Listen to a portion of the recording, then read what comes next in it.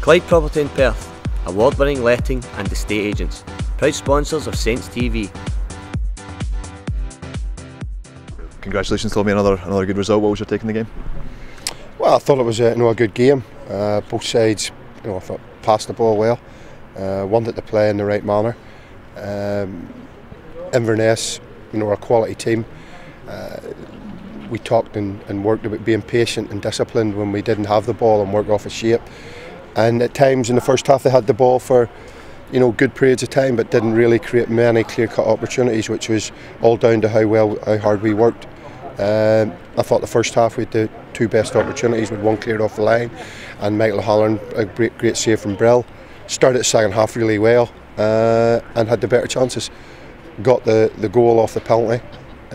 Probably the only disappointing thing even though we created more chances after they went down to 10 men, we didn't keep the ball just as well as we could have in the second half after they went down to 10 men. In fact, that would be the only thing I would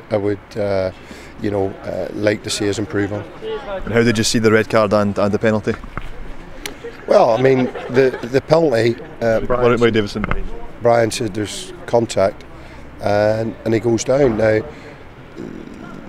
the goalkeeper leads with his legs, goes with his feet, and Brian has to either jump over them or get caught by them. He said he was caught with them, so it's a penalty.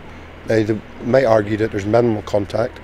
Maybe the fact that he does throw his arms up in the air a little bit makes it look worse, but he said there was contact. And when a goalkeeper goes with his feet in the box, well, any player, defender as well, and goes to ground in the box, the likelihood is if they don't get anything in the ball, there's going to be a penalty kick if there's some contact. So that's how I've seen that one. I'll be honest, on the sending off, the first thoughts were he could go there, and that was the case. I haven't seen that one back. I know what their argument will be. It'll be that he basically had nowhere to go. He was just his momentum, but I thought his forearm was high.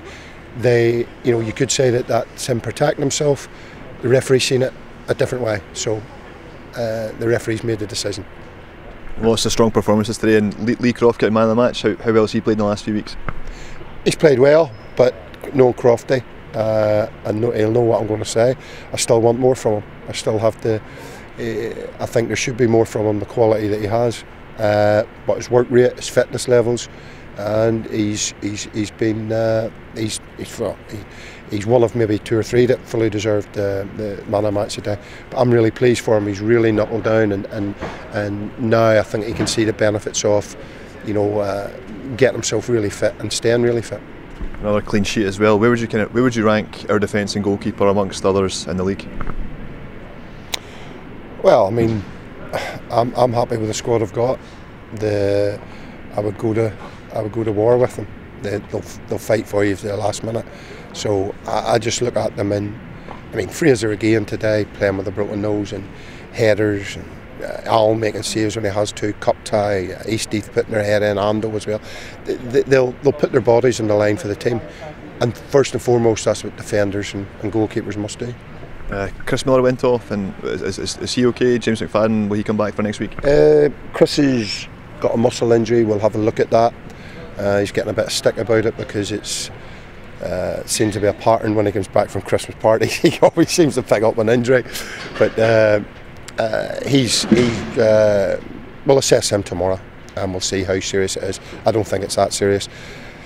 James McFadden's got every chance for next week, and Steve McLean, Tom Scobie will probably do full training this week, so I wouldn't rule out one of them not making a comeback next week.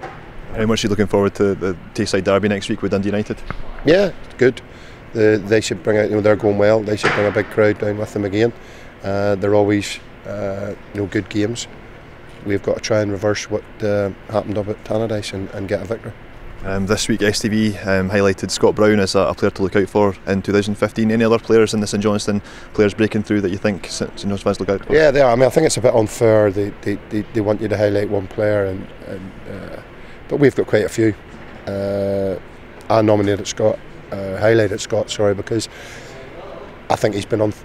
Even what he's done this season already. He's played in Europe. He's played in big games for us, and he's certainly a player that I've high hopes for. But Liam Carris is a wee bit older, Chris Kane's a wee bit older, young Conor McLaren that's been on the bench today, Jason Kerr, Dylan Neeson's got to try and step up to the mark as well. So we've got quite a few good young players, and I'll probably miss one or two out as well.